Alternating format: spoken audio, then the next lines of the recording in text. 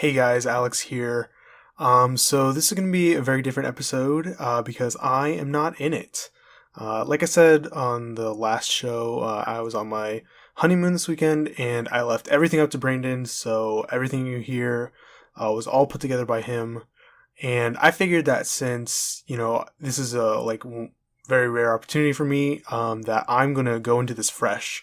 So I'm going to be doing very, very minimal editing on this episode. So if you hear a little bit more clicking or table bumping than you're used to, that's why. So try to bear with that for me. But I think it'll be fun for me to just get to listen to this as a regular listener. So yeah, enjoy. Hello and welcome to episode 65 of the ABC podcast. My name is Brandon, the Park Ranger Park. And this week, I am actually not joined by Alex. In case you guys didn't know, for all you listeners, Alex has just recently been married and he's on his honeymoon with Robin. But he still wanted the podcast to go on, so I'm in charge this week. And in doing so, I am joined by two very special guests, Austin and Darnell. What up? What's up? So, guys, introduce yourselves a little bit. Tell the listeners something about yourself.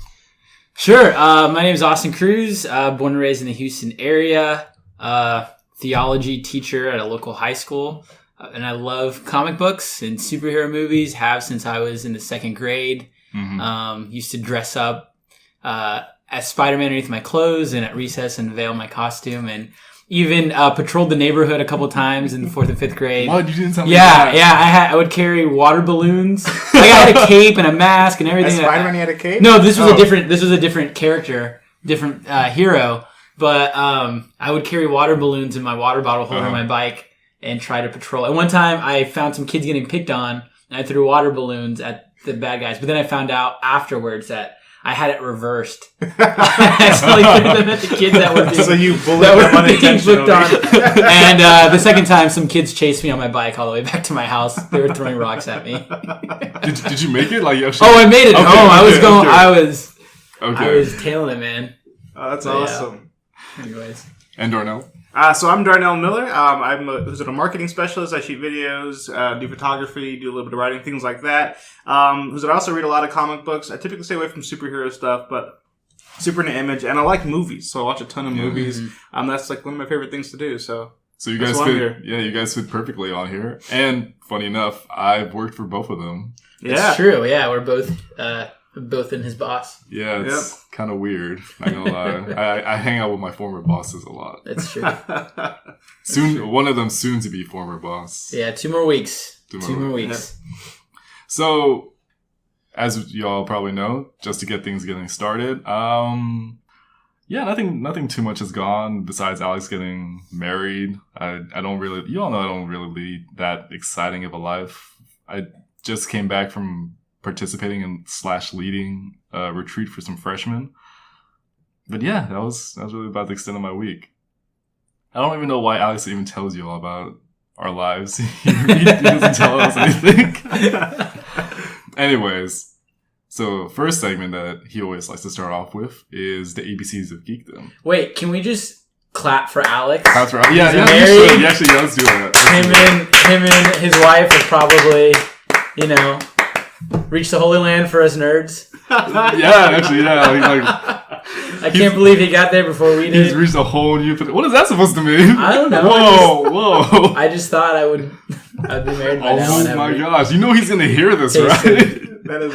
The milk honey of the land. Like when he's going to edit this thing, he's going to be like... He's going to expect something really great. Well, we're giving him... And then he hears the fact that giving him props. You just bashed him. No. I'm not bashing him. A little bit. Not really. I'm congratulating him. It's a little bit of an underlying jab. No, I don't think so. Okay. I mean, granted, I'm older than him. That's why I'm saying. Okay.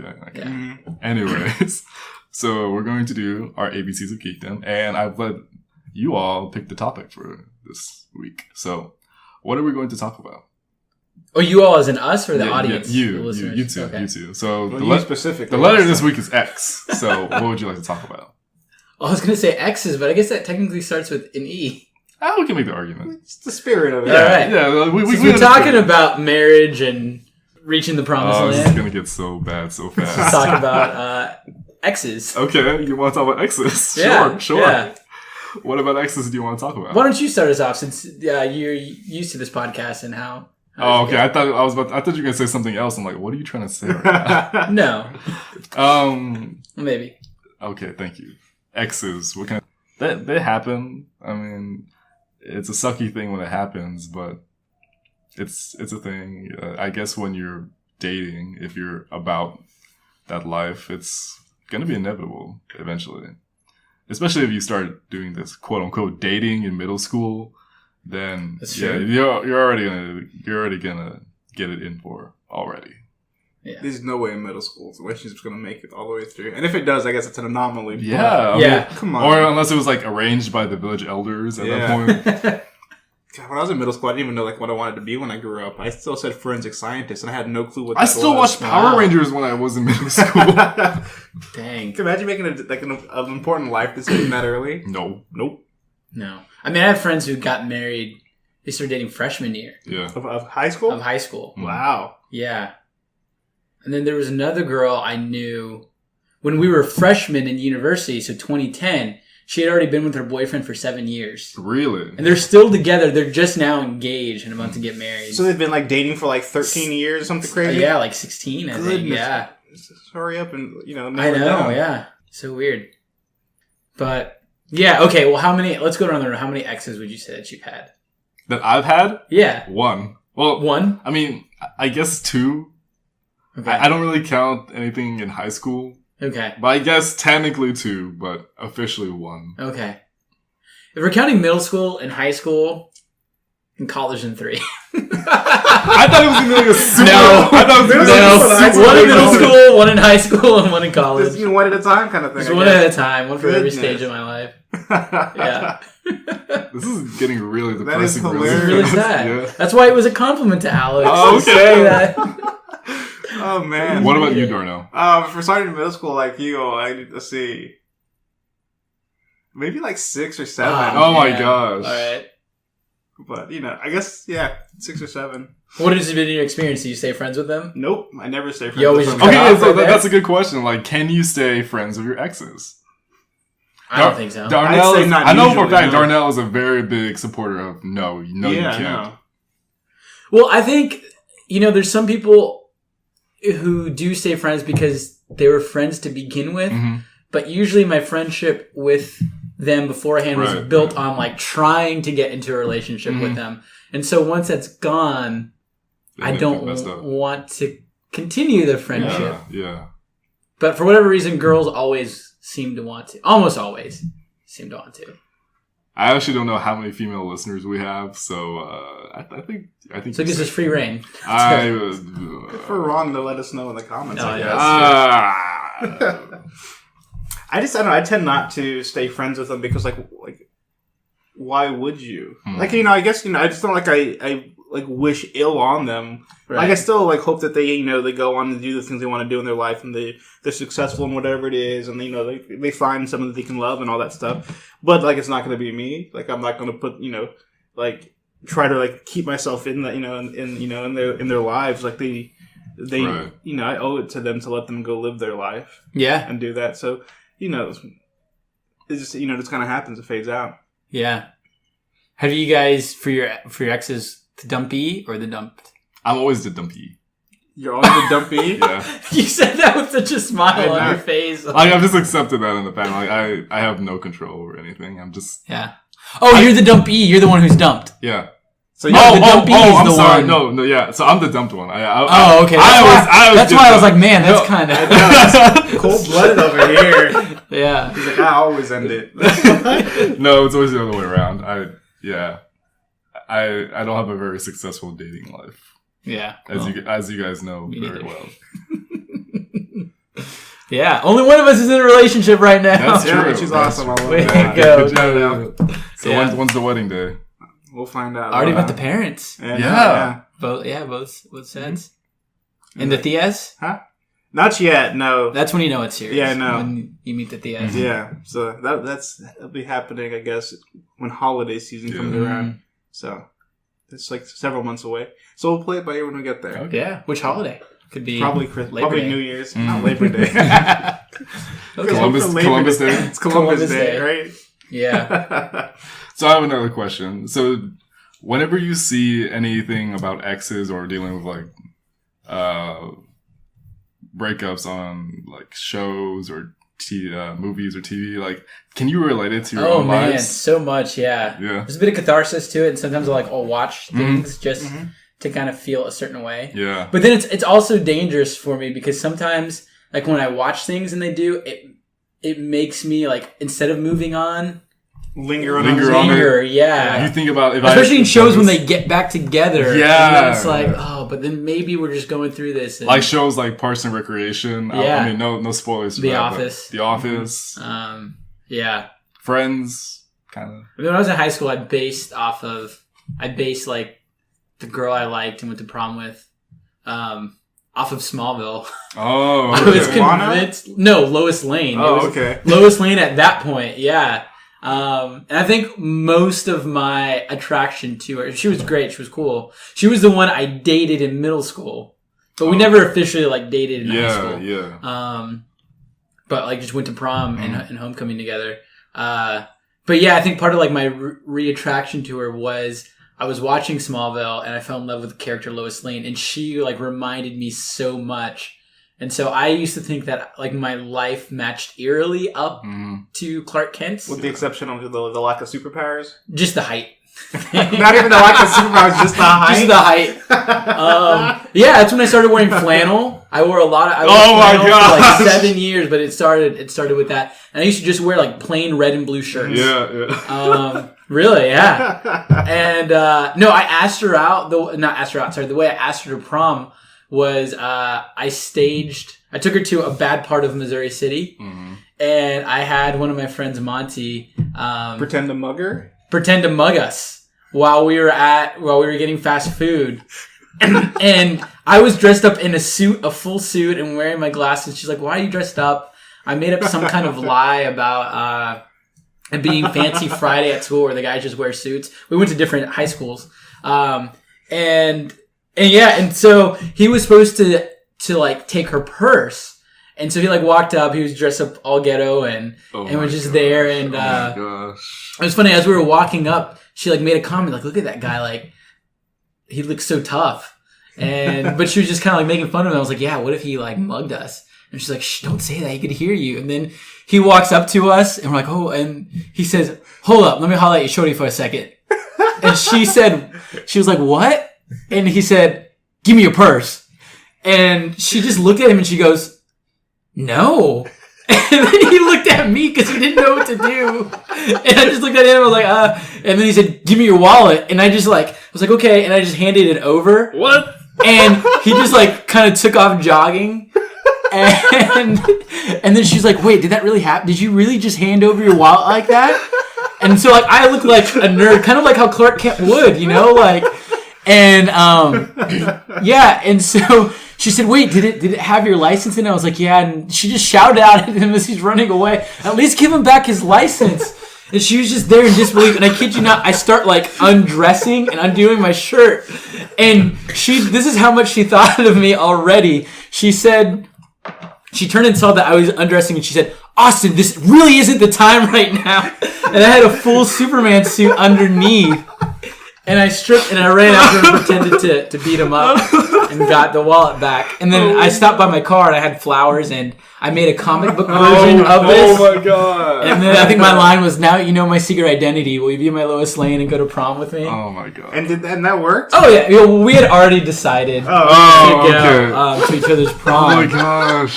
This might be like the best thing I've heard Yeah, this let me week. see if I can pull up a photo of it. Oh, I was saying, I was like, is there a video? Oh of my this too? gosh. But That is amazing. would the video be good like back in the day? I have no idea. That But is awesome. yeah. No, but so anyways, I think I got hung up because like Smallville still had a couple more seasons Right. left, so I thought she's my Lois Lane. We'll end up together. She now lives in Seattle. Hi Caroline, if you're listening. Do you have anything to match that? No, Nothing. nothing. I don't have anything like that. Let's see.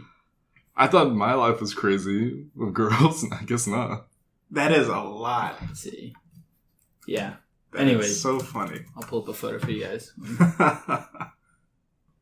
Oh, you don't have to wait for me. I don't know if you want to talk and. I want to see this photo. Yeah, me too. Should make this the image. The image for. Let's see if I can find it on my blog. Yeah. Oh, you know what? I might have it on my hard drive actually. Can you relate to like anything with like shows or whatnot? Not like a ton. Mm-hmm. I don't know. Like I like the idea that that it could be something from like a movie or something like that. But at the same time, I know that that's not the way it works. That's my friend Monty. It looks like a cool. What the? My mom stood on the cape. Yeah, that was my symbol on the chest. Wow. Yeah, it was really really tight. Look at the hair though. that is definitely needs to be the image. Yeah. I like how he has this on his computer too. We had to. We were both really poor, Mhm. and we were going to each other's proms. There was like really. These are all taken after. Like we had like party buses and like beach houses, and we couldn't. So we had a fundraise. So we had a bake sale on the street corner of Sweetwater, which is a rich neighborhood. Made $500 in 4 hours. Are you kidding? How? Yeah, and then we did a murder mystery party, and we made an extra $150. Goodness. So that's how you paid for prom? That's how we paid for prom. Man. How much did I pay for prom? Well, that's why I had to buy my tuxedo. And, Yeah. Honestly, I didn't buy a tux. I just bought like separate pieces to go together. And my first prom I went to actually was not my senior year. It was my junior year. I went to my friend's prom. She went to DeBakey High School. And yeah, I think in total for that night, I spent like $24. Wow. Yeah. My mom gave me like $200. She said, "Here, have a nice time." I came back with all the money left. She's like, "What did you do?" I like, "Did you eat?" I'm like, "Yeah." Wow. Yeah. It was Someone asked me to another one. I didn't want to go, but I did. And so I was going to 3, so I had to buy it. Yeah. It was just cheaper. Yeah. Sorry. As I said, my prom was pretty low key. Oh, really? Yeah, we just it went with this girl named Andrea that I worked with at the pool. We're both lifeguards, and she already had a dress, which was super convenient. I just pick up a tuxedo and like a corsage like the day before. I realized corsages are really useless. Like, the one I bought, like, it ended up breaking. Not even by the time we got to prom. It just we had to like tie it back on her wrist, and I thought this is the worst night ever. Yeah, I did not have too much fun at my own prom. It was fun. We went out to eat. We met up with some friends that were at a different prom from a different high school that we also worked with. Then we went to our separate proms, danced, hung out, and then party hopped for a little bit. Yeah. I think our group was like 30, and that was because our friend group got split. There was a lot of drama. But drama every time. Yeah, but I didn't care. You don't have to like go pick her up or anything like that, because I remember I had to pick her up and. Oh really? Yeah. I think for one of them, she was running late, so she had to meet me for pictures, and we missed like a good. I think when we all took like the big group picture, she wasn't there, so I was just standing by myself. And then for her prom, I picked her up and we drove. Yeah, for my friends, the one I went to in DeBakey, we just met up at Discovery Green. And then from there on, we had dinner at some restaurant in the medical center. And then there was just like maybe 10, 15 minutes away, there's like this like venue that you can go to. It starts with a P. I don't remember what it's called, but it's really nice. It looks like a villa. And I don't know, I had so much fun there. Maybe because I didn't know anybody, but they were all like super welcoming. That's cool. Yeah. Yeah, my actual prom, it was at some hotel. It was okay, I guess. I kind of ate most of the time. What kind of music did they play? Crappy music. Well, Hip Hop at Tejano. Yeah, see, the one I went to, it was the same for Ben ISD, but my school, Clements, is primarily white and Asian. Right. And so it was just kind of like hits to dance to. And but then hers was Elkins, which is majority black. Yeah. And more ghetto. And I think they just played all rap. Oh, really? The entire time. Yeah. See, mine had like a really weird like range of things. It went anything from really, really like preppy pop music, and it had its own thing of hip hop, and then there was a lot of bachata and reggaeton. Yeah. We had a lot of reggaeton too. Wow. No, we didn't have any of that. But then the one at Elkins, it was funny because prom king and queen, like they'd been dancing. but they play that whole music. But then the King and Queen song was Nuck if you buck. "Don't Stop Believing," the Glee version, which just Really? did not What? fit, and like they What? didn't know how to dance to it, you know. So they're just kind of like, yeah. So like the one not rap song Yeah. was was that. It was the King and Queen. It's great. So any last things you guys want to talk about exes? Any last comments? Wish you all Any I was gonna say any advice you want to give to people? No, I'm the last person. No.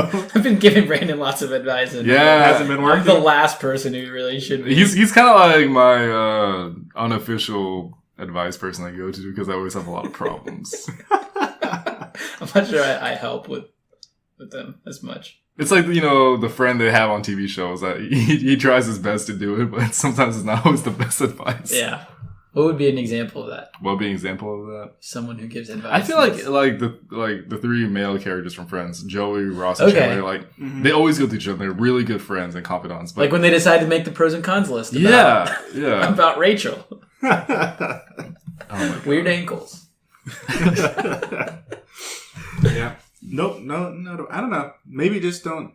Once you're broken up, just leave it at that. Just leave it at that. Yeah. Which Move on. Darnell tells me like all the I time. know, and you don't listen. I don't listen. No. Yeah. But it's much more complicated than that. I told you. It doesn't this. have to be. It doesn't have to be. It doesn't have to be, but it is. Mm-hmm. But yeah, that was a pretty good segment. I liked it. I'm pretty sure these listeners now know a lot more of our love life than they probably bargained for. Yeah. We should probably talk about something comic book or nerdy, right? Yeah. So this next segment usually is the correction segment, but Alex did not give me any corrections, even though he always has a correction for every episode. So We're skipping it. guess what? Yeah, we're skipping it. We're not doing corrections this week. He's gonna be so mad at me, but he's on his cruise, and I thought, should I text him? But I don't want to be that guy. Like, Yeah. on his honeymoon. Like, hey, can you send me that thing? No. Yeah. So we're skipping over corrections, and for you guys, I'm gonna leave it up to you. We can either talk about news that came out, or we can talk about trailers. Which one do you talk about first? Okay, so the first trailer we're gonna talk about is Justice League. All right, so Austin, take it away. All right. So this is the third Justice League trailer that came out.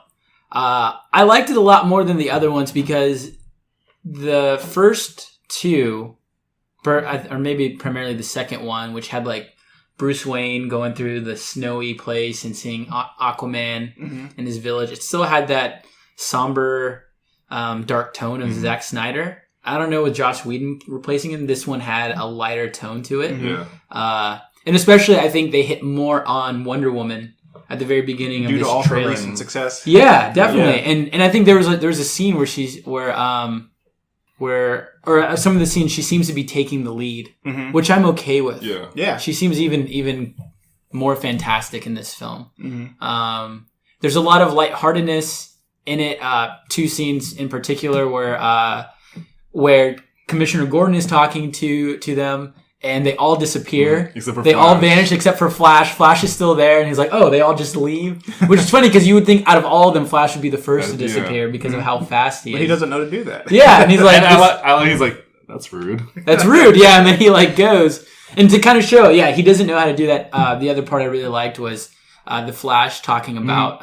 They said, "Be ready for battle." It's like, it's great, you guys all want to do battle. I've never done this before. I just kind of push people out of the way and run really fast, which I thought was great. Yeah. No, I like a lot of the characterizations that came on that trailer. It's really good.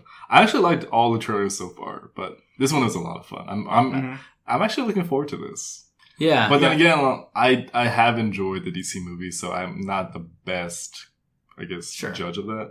Because I remember when we were reviewing Batman vs. Superman, I was literally the only one in the room who defended that movie. No. It was an okay movie. I was screaming from the very beginning. With like the flashback to Martha and Thomas Wayne. But I don't know. Some parts seem good, like the more down-to-earth action sequences. But then they showed a lot more where it seems like, I don't know, maybe Apocalypse is coming onto the... Apocalypse is coming down, and because like the sky's really red and they're fighting the parademons. I don't know, maybe it's just the action sequences with Aquaman. It's just too unbelievable. So there's one where he like jumps up into the air, he lands on a parademon, and then he like rides the parademon down a building and slides out. it just seemed. Yeah. It just took me out of it. He has a lot of power outside of the water for being Aquaman, it seems. Yeah. Yeah. Well, actually, continuity-wise, that's actually what it comes from. I agree with you. Yeah, but he's actually really powerful outside the water. That's interesting. Yeah. I did like the. I think they're hinting at other characters coming out. Yeah. I'm pretty sure like Superman's going to be in it because. Do you think that's who in that last? Yeah, scene? Alfred was talking to like you saw like the shoulder and there was red on the shoulder and I. I didn't see that. Well, there was also this buzzing noise, which makes you think it's like heat vision or something. That's. Yeah, so I think that was the lead-in for, that was at the quick tie, like, oh, that Superman's going to show up. Mm-hmm. But, I'm not sure, this is like early concept art, like, they kept saying Unite the Seven. So if that's the case, that's 6, so the 7th would be... Green Lantern. Presumably. And there's that line Yes, in the very beginning, I think it's Steppenwolf who's talking, who's supposed to be the main villain. Yeah, and where saying, no lanterns, yeah. There's no lanterns, there's no protectors, there's no Kryptonian. Yeah. Which is great. I love that, like, at least the Kryptonian and the Lanterns are, like, their absence is the reason why they decide to come. They decide to come because it shows that they can't do it. It shows the necessity, at least, of Superman and the Green Lantern, Yeah. As great as Batman is, as great as Wonder Woman is. Yeah.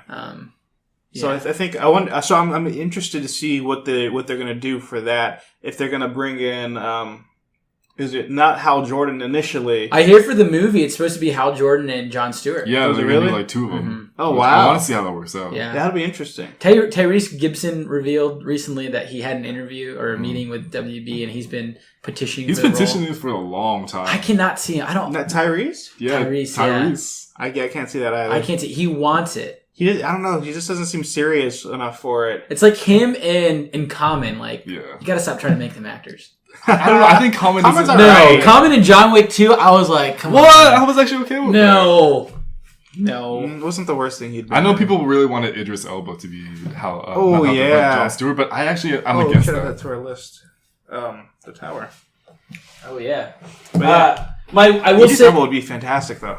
I will say my one concern for the film really is Cyborg. Yeah. He comes off very stiff and more. I mean, my only He's a real robot. interaction with him has been from the Teen Titans cartoon Yeah. Yeah, series. which I don't know if it's an accurate I don't know. representation. And so and then In the also comics, in sometimes Smallville. he's much more mature though. But Which I mean- is weird for like. For a But my teen. thing is, he's supposed to have his own movie, Right. and can a robot really carry? I think so. Actually, I think so I'm not because sure how he's they a do cyborg, it. not a robot. So Yeah. he's a cyborg, I know, but I mean, like, if he's gonna be as stiff as he is in this trailer, Mhm. what's the draw? What's the appeal? I don't know. We'll have to see. But then the DCEU slate is so weird. They're saying Shazam's the next film. Who's really asking for a Shazam film? That's my question. Alex, He's the one. he's so excited for Shazam. I mean, I guess Not the film itself, but he loves Shazam. So he had his own TV show, right? Or it's Captain Marvel technically, but Shazam is like the name of the show and the issues of the comic series. But then like Black Adam, which is supposed to be The Rock, and he's been petitioning this since 2014. Not petitioning, but announcing he's had it. Yeah. since 2014, and he's not even supposed to be in this film. He's not supposed to be the bad guy. So it's like, what's kind of the point? Mhm. Why? I don't know. But I guess we'll Just see. give us Man of Steel 2. Just give us, I've been waiting for that movie actually. yeah. I don't know. I think that DC's been struggling because they've been trying to set up their cinematic universe the same way Marvel has, and their characters don't work the same way. No, they don't. Like it can work, yeah, but like Yeah, they just need to in change the same- formula. yeah. Like they can't do what Marvel's doing wholesale because that's not the way their characters are. Their Right. characters are more archetypal kind of thing. I will say that for Batman vs Superman, I did like that they didn't do a whole origin story for Batman. Like they just kind of threw you into the mix. I liked it too, yeah. Mhm. They say, okay, it's already established. We don't have to go back to it again. Mhm. You know what's going Yeah, on. but the thing is, why would you have to do an origin story? Everybody knows what it is. Yeah. Yeah. So I mean, Yeah, I feel like the days of origin stories, like Yeah. it's Well, we saw this with Spider-Man. Yeah. which we'll talk about pretty soon. Like there is a way to do it. You just have to be careful with it. Yeah. Yeah, Mhm. for sure. All right, so next trailer you guys want to talk about? Let's talk about Thor. Thor. Okay. I have no idea what's going on in this movie. Yeah, it's really weird. I kind of wish that they would have just had a movie that focused more. It just seems so scattered, right? Yeah. There seems to be a lot going on. He loses. So there's a part where he loses his hammer. Mhm. Then they have the whole Planet Hulk thing. Yeah. And then they have Ragnarok. Yeah. And like the way Thor 2 ended was Odin's missing and Yeah. Loki's on the throne. Mhm. But then we see Loki already kind of Doing stuff. He's teamed up with teamed Thor. up, which I'm fine with. I love Loki. Tom Hiddleston is one of the Mhm. greatest actors, so I'm fine with that. But it just seems a lot of loose threads and then just rushing things. Oh, because like one thing that I didn't like. So I'm someone who likes to have a lot of passage of time or something. I don't like it when films, especially that are supposed to cover a lot of ground and characterization, Mm-hmm. happen in the course of a few days. Mm-hmm.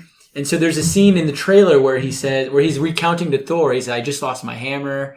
That was just yesterday." So, and he's already in the gladiator pit. So it's like, I don't know. What are you supposed to? That was my beef with Thor 1. I felt like there wasn't enough time of him on Earth to really have the profound change that it did. Right. Yeah. I've always felt that Thor was the weakest in the Marvel's cinematic universe. Mm-hmm. Like, I want to like them, and they could be really interesting, but I just feel like there's always just something that's not there. Yeah. Or at the very least with the first Thor film, Mhm. I thought the most believable parts were the part in Asgard. Yeah. The parts not on Earth. Uh, You know? Which Yeah. this film seems to take a little less time on Earth.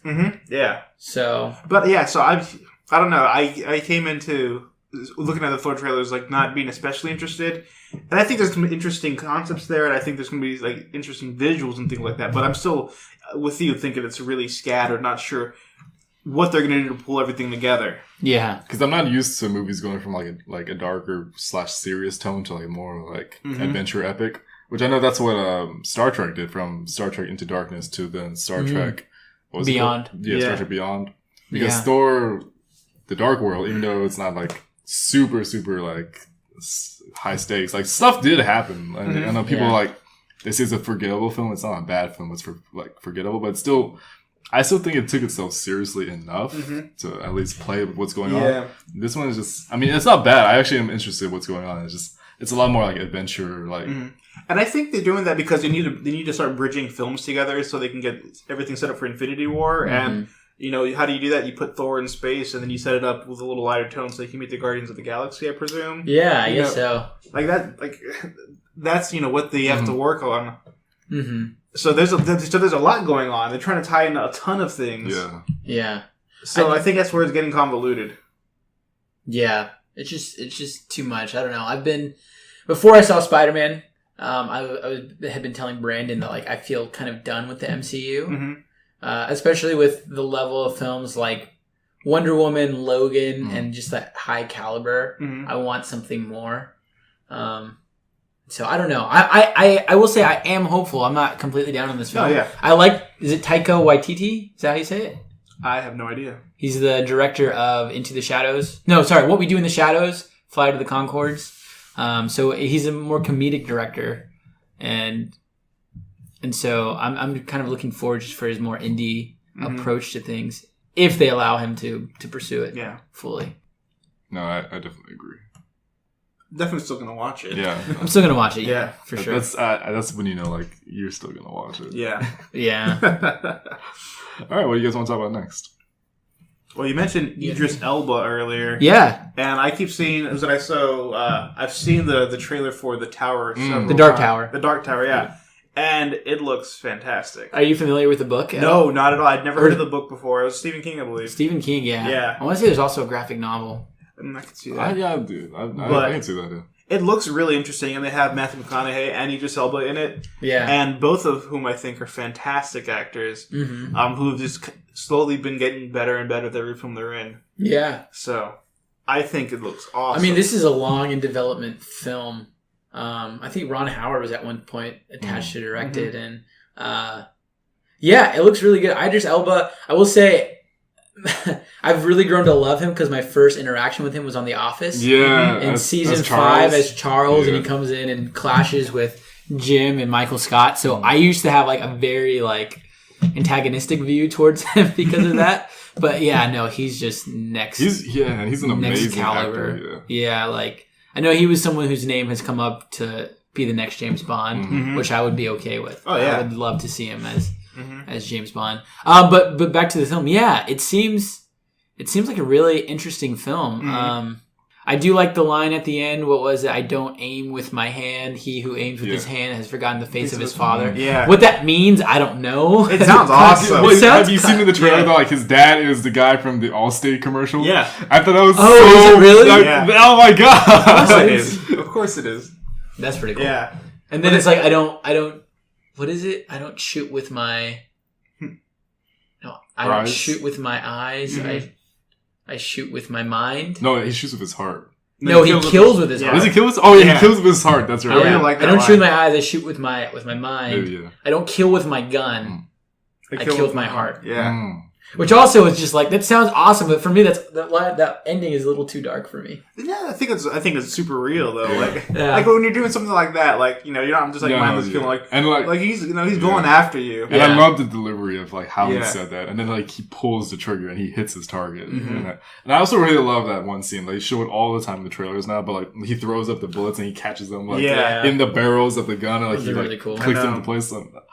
I don't know. It's gonna make me. That kid, he asked him, "Do they have bullets and guns in your Earth?" And he's like, "Oh, you're really gonna like it." Yes. yes, we do. Yeah, Yeah. I'm like actually interested in that movie. Yeah, it's the first time I saw it. I was like, huh. And then I saw Matthew McConaughey come on. I was like, okay. Yeah. Yeah. And Idris Elba, and I was like, okay, yeah, I can get into this. Mm-hmm. So I'm pumped. I'm still not sure what it's going to be about exactly, but it has a lot of guns and shooting and things like that, and looks fantastic. Yeah. That's what I like in Dark movies. Tower. Mm-hmm. See what else? What other trailers came out recently? Did you guys see the trailer for Stranger Things too? I did. I've seen clips. I've I seen pieces did. periodically. I haven't seen Oh, the news man. trailer. They recently what Comic-Con, right? Yeah, it was released yesterday. Yeah. One, I'm so glad it seems like they went to film like right afterwards because Mm-hmm. they're still young. Yeah, because I know Yeah. like Yeah, if you leave too much time, you're gonna see. you're going to see them significant- age. And Right. they're already growing. Like the guy who Mhm. plays Finn, like he's Like a foot taller? Wait, I think his actual name is Finn, right? Dylan? Is that- Toothless? The No, with no, the no, no, teeth? no. The one that had like, the one with the curly hair. With the hat? No, not The black other one? The other, not the black one. Like the third one. The one Okay, with the so, teeth. so not Will.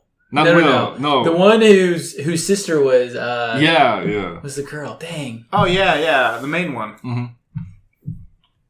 The one that likes 11. I was trying to avoid saying I want to say Mikey, but it's not. because his character's name is Finn now, right? I don't know. Let's see. So Dustin, not Dylan. It's not Dustin.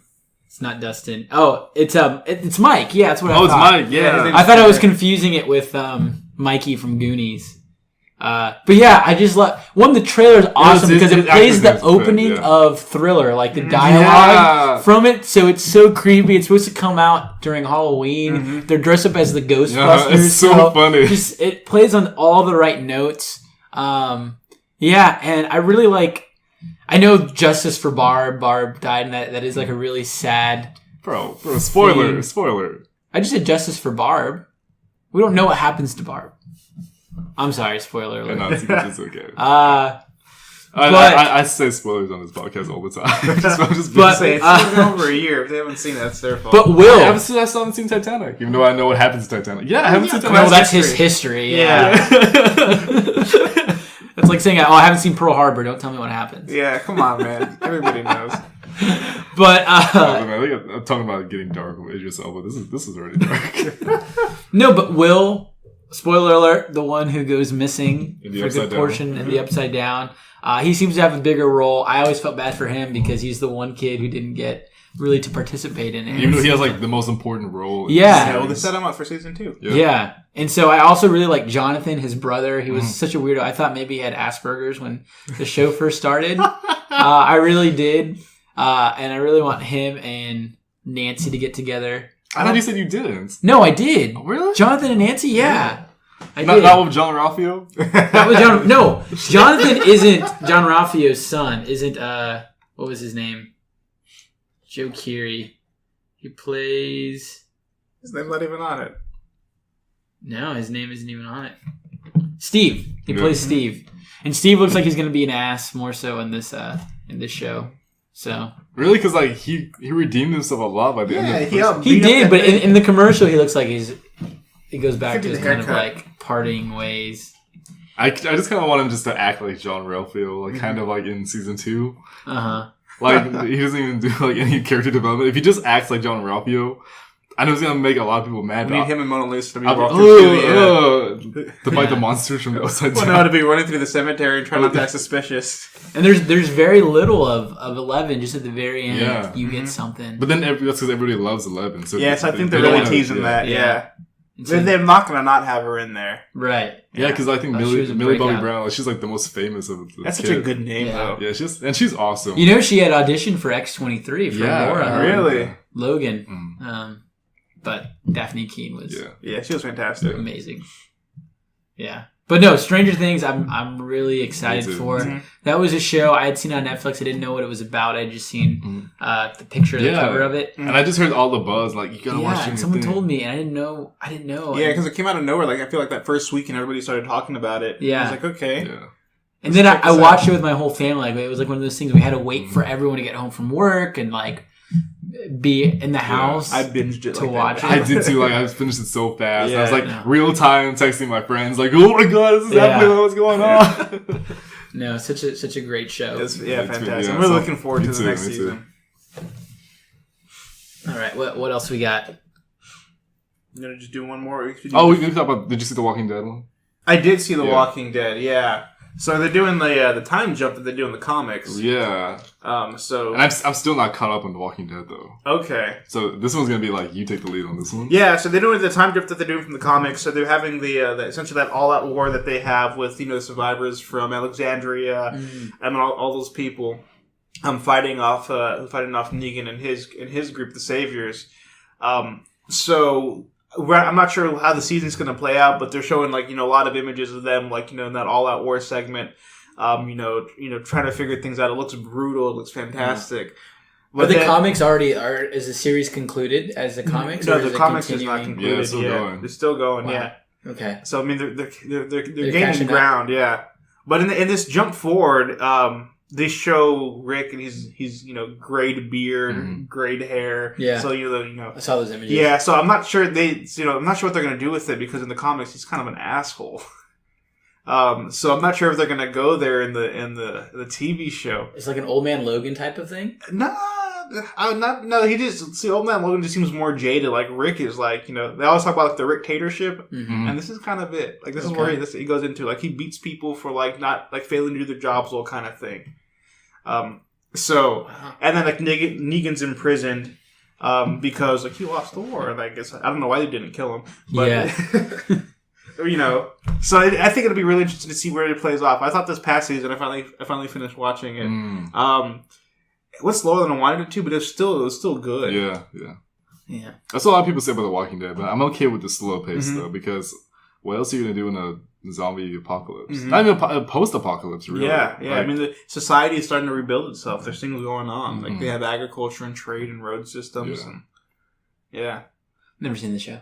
it's really good, It's honestly. good, like, yeah. But I keep up with a lot of the news just Yeah. because I keep Mhm. up with comic book news. yeah, I've and seen the TV first shows and- 5 seasons, and Yeah. I honestly think it's really good. I know people have a lot of issues. I actually had a whole debate with Alex about this show, and I defended it. I said that it really does the zombie genre really well with exploring a lot of the human element about it. Yeah. And a lot of the episodes, I mean, a lot of these things kind of happen where it's more like the zombies are more of they're a danger, but they're not the main danger. Yeah. Right. And I think as for the show overall, the show overall is really good. There's a couple one-off episodes where you're just like, yeah, this one was a lot slower than I thought it was going to be. Yeah. But it's not the whole thing. Mm. So it's usually just like a one-off. It's like, this episode itself wasn't particularly great, but it still fits the context of everything, and the whole thing Right. is still good. But the acting on the show is Yeah, phenomenal. the acting is like there's some parts where fantastic. I've been moved to tears and just Mm-hmm. like the one thing that comes to mind, I always talk about it. I even showed it in acting class once. It was when it was in season 3 when the character of Morgan, Rick, meets him again. He actually met him in the first season. He meets him again. I won't spoil anything, but he's pretty much gone crazy. But then he got beaten up, so he kind of got his whenever you kind of get back to your state of mind. Yeah. So we talked about what happened to him, and he just talks about everything that happened to his family from then on after meeting Rick, and how he felt like Rick betrayed him, but then at the same time he doesn't blame Rick for that. And yeah, I'll tell you at least the line he says. He asked him if Rick's son was dead, and Rick says no, and he says no, he will be. and Well, and your baby will too, and everyone you know. Mm-hmm. Because the good people, the people like you, they all die. The bad people do too. But the weak people like me, we get stuck to inherit the earth. And so, like that, dang, I sounds like rewatched. a play on the gospel right there. I rewatched that scene Yeah, at least it's 12 fantastic. times, just because like there's so much emotion, like both his performance and the way he delivers everything. And if you anything, like you have to at least watch some of the scenes where like it's just the characters talking. Which is, Yeah, that was a great episode. yeah. But yeah, I need to catch up on The Walking Dead. One more trailer. Did you guys see the new X-Men show, The Gifted? No, I did Trailer. not. I did not. Okay, I actually didn't know that was out. it's coming out on they released a trailer about a month ago or before then, but they released a new one at Comic-Con, and it takes place in a world where they say the X-Men and the Brotherhood have vanished. Oh, really? And so it's just like a bunch of underground mutants, X-Men characters. So Thunderbird, John Proudstar, Blink, who was in X-Men Apocalypse. She's recasting this role. Polaris, who's Magneto's daughter. And it's about like this man who works for the government and tracking mutants. They have these kind of like sentinels. Sentinels are part of the world, but there's like these kind of spider ones, almost like the Matrix. like the Matrix. And but yeah, and so this guy, he's an agent who hunts down mutants, and then his Two children end up, they are under stress and their powers come to the floor, and so they're on the run. Mm-hmm. I'm somewhat excited for the show just because there are the X-Men references, there are some X-Men characters in it, and Legion, the last I have seen X-Men the trailer show. for that one, yeah. But did you see Legion? I have seen the trailer for Legion too. Phenomenal show.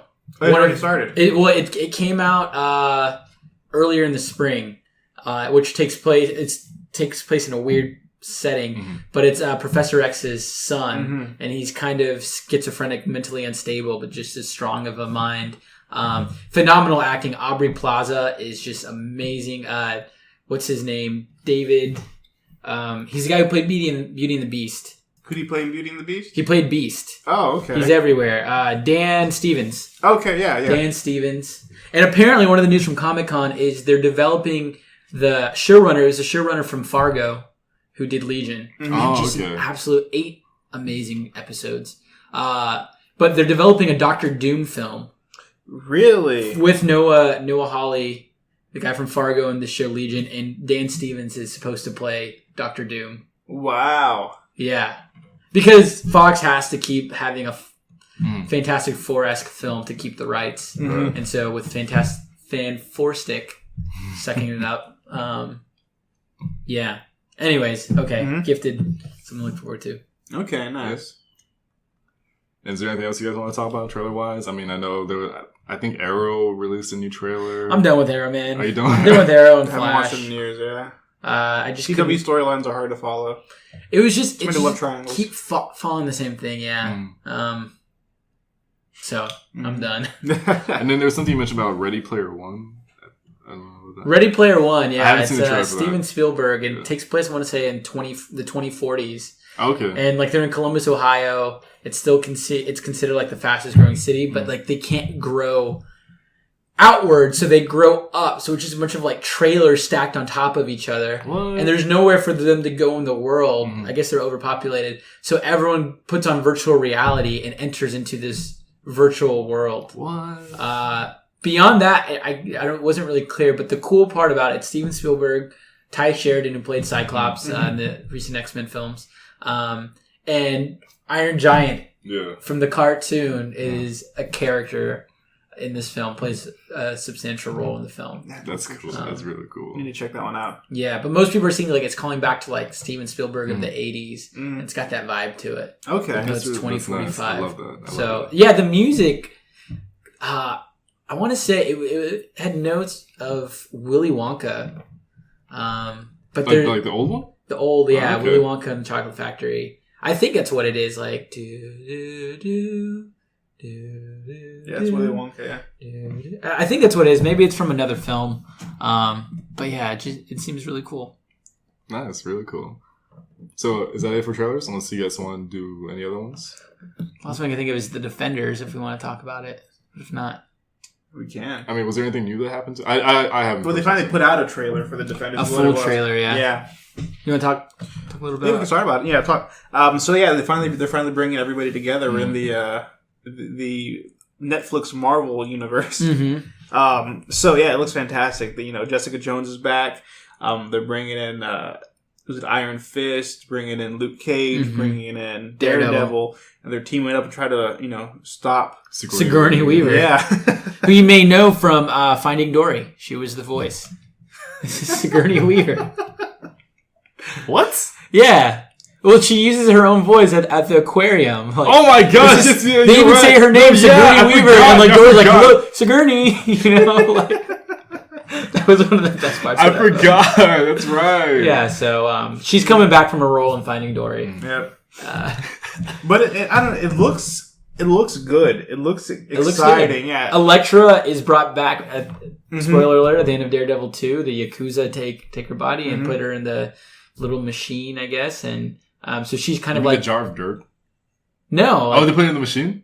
like the big thing at the very end. I don't Okay, because know. I know like- she was in a jar of dirt, and then they put her in. I don't know. They put her into a machine. I don't know. Maybe we're thinking of the same thing, but I think but so she's like brain dead, Yeah. or not brain dead, brainwashed, or brought back from the dead, and so it seems like she's kind of the puppet yeah. for Sigourney Weaver, and so like there's like a great scene. So they're doing in the it trailer like Transformers the last night. where Daredevil. Well, I think there was a comic book with Wolverine. I want to say it was like Public Enemy.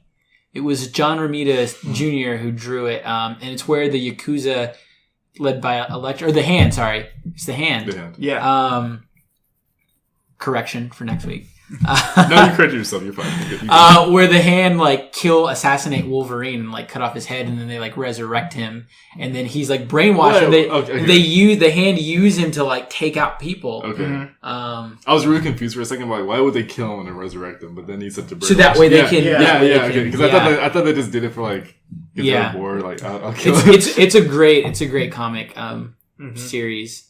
But anyways, that seems to be what's at the case. And so there's a nice thing. I was rooting for Daredevil and Elektra to get back together. I'm not feeling him and Karen Page. No, me too. Yeah, and Especially towards the end of season 2, I'm like, all right. especially there's that scene that because like Don't spoil it. she was just she's a product of her upbringing. Yeah. And so there's a scene where like Matt Murdock is like, look, we'll run away together. We'll just go and leave the I know scene what you behind. mean, And so they were about to, and he's like nursing her. And then there's some of the Hand that breaks in, and then she like defends, and then slits the guy's throat and kills him. And he's like, "No, it's just a boy."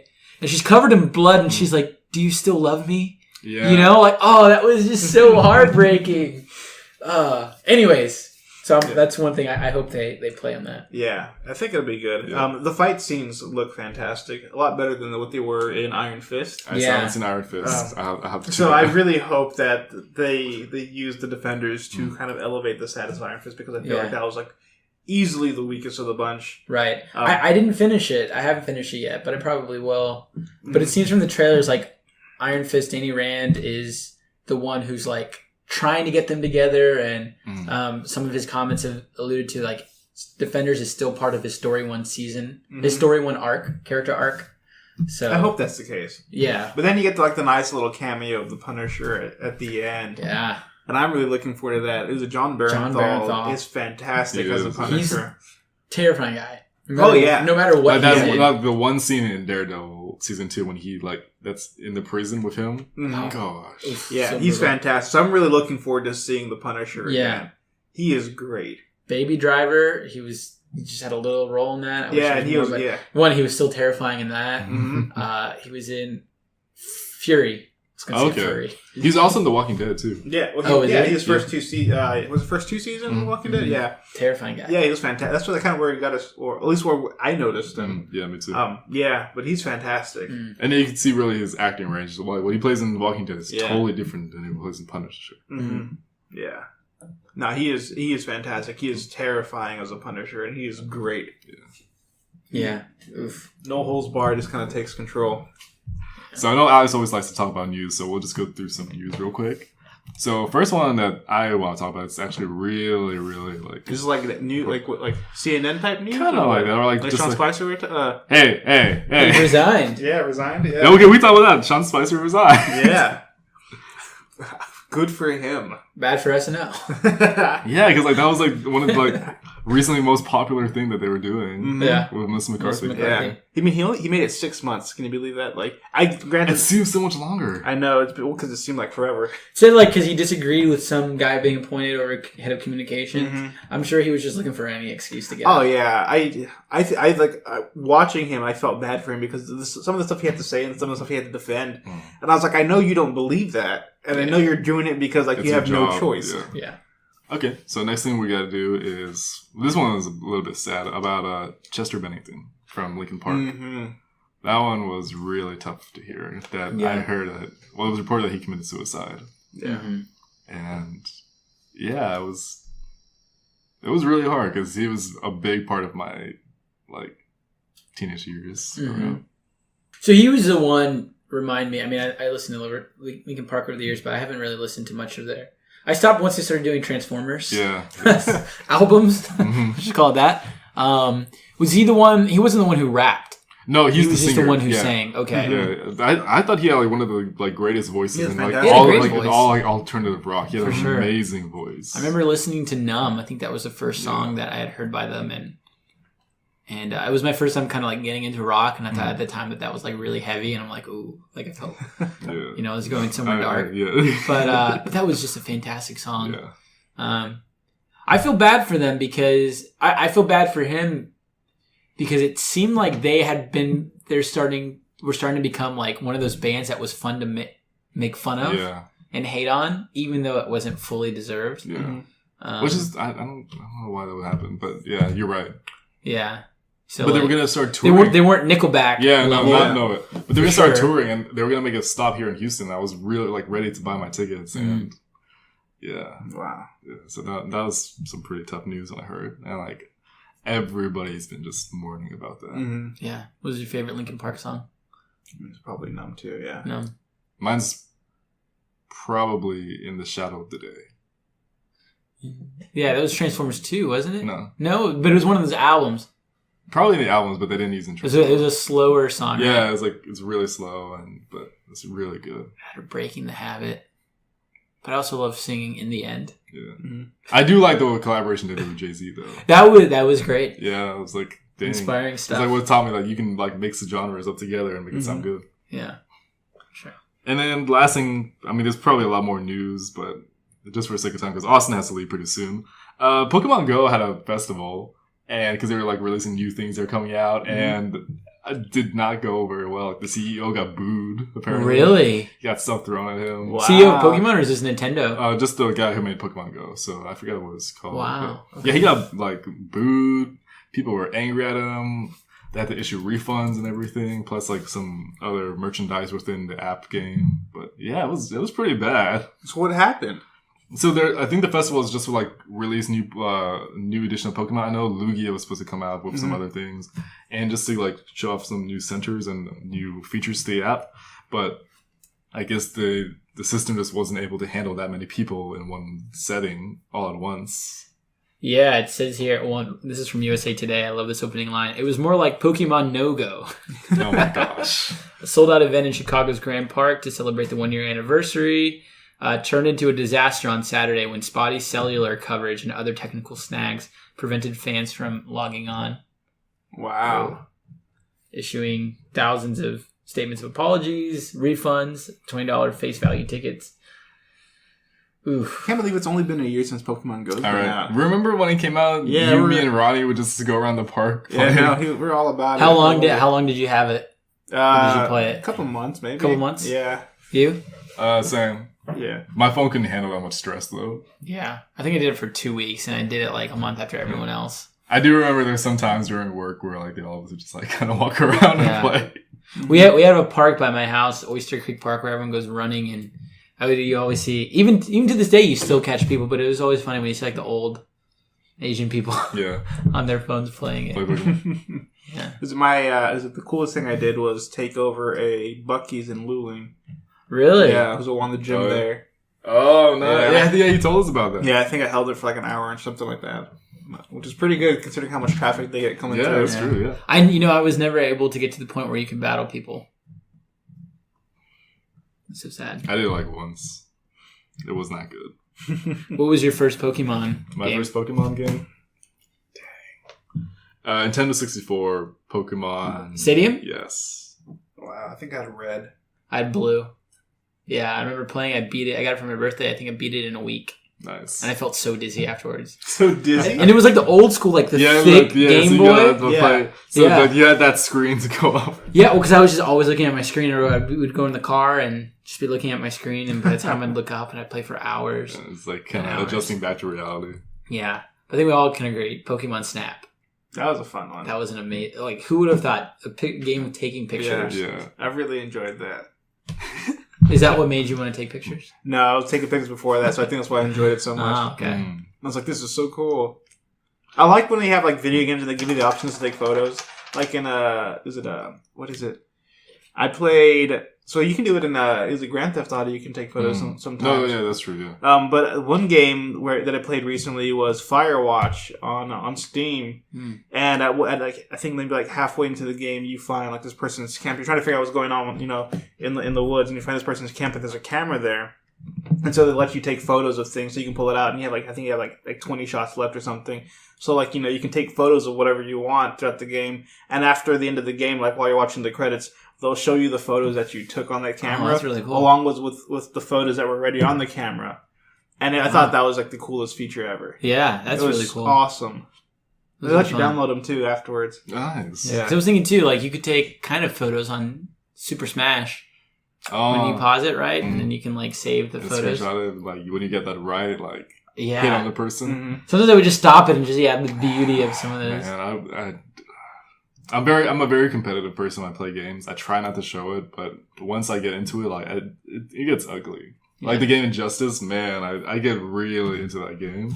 I remember it got to the point where one time I was playing with somebody and I leaned over and like tried to stop them from like touching the buttons. And I still lost, but Wow, what a sore loser. hey. I'm probably the same way, actually. Okay, so you have not too much time before you have to leave, so we can either do our feature topic about Spider-Man Homecoming, or we can do about hot takes about new things we've seen. So it's up to you. We got 20 minutes. We got You can do feature do topic? feature topic. Okay, Yeah. So we're gonna do Spider-Man Homecoming. This is gonna be a spoiler review, so you've been warned, even though we've spoiled a lot of things on this podcast so far. Other things that have been over a year old. Yeah. If you're worried about spoilers, get off the internet. Hey, I mean, Although technically this is a couple weeks for Spider-Man. some people have not. Some people. Well, this don't- one, no. I was gonna say, like, some people don't know that Dumbledore is dead. Harry Potter. Still? I'm serious. Yeah. That's their fault. Oh. So anyway, this is going to be our review of Spider-Man Homecoming. So, I mean, really brief synopsis is about Spider-Man, about like where he fits between the events of Civil War and his own movie. And it just kind of goes about like him wanting to be a part of the Avengers. He's waiting for a call from Tony Stark. It's like, hey, what's my new mission? And Tony never gets back to him, so he has to go through Happy Hogan, who hates him so much. And he just kind of does things that, around the neighborhood. He tries to stop crime. But they're like, there's like nothing really dramatic. It's just like stealing bike thieves or helping people across the street. And he just wants to do something more. And along the way, his friend finds out he's Spider-Man. He gets involved in a bank. He doesn't get involved. He tries to stop a bank robbery, which he realizes that these people are actually like bad guys. They have something more than the average criminal, which we are introduced to with the Vulture in the first prologue, the first 10 minutes of the Film. of the movie, yeah. And then from then on, it's just about him trying to balance his high school life and being a good nephew and everything, along with being Spider-Man. And he seems like it's really hard, and he wants to do things to fit in, but he doesn't know how to quite fit into it yet. And then eventually, some things happen, and then he gets his Spider-Man suit taken away from him by Tony Stark because he was being irresponsible with it. And then, so from now on, it just wants to him, all right, trying to accept, all right, maybe I have to be a kid. So he tries it for a little bit. It's okay. And he gets to go to homecoming with his crush. He goes to the house. Turns out his crush is the bad guy, which is one of my favorites. No, His crush is crush's bad. father His crush is the bad bad guy. guy. I'm sorry. Yeah, you're right. And then so... And underneath the mask of Liz Allen was the no, I'm sorry. Okay. And then, so he realizes that I have to stop this guy, even though he's my crush's dad. So they have a whole fight on a plane. And yeah. Well, outside of a plane. Outside. Well, I guess on a plane. Literally on a plane. He was literally on Yeah. a plane. And on the beach, too. And then he proves himself and everything. And Tony's like, good job.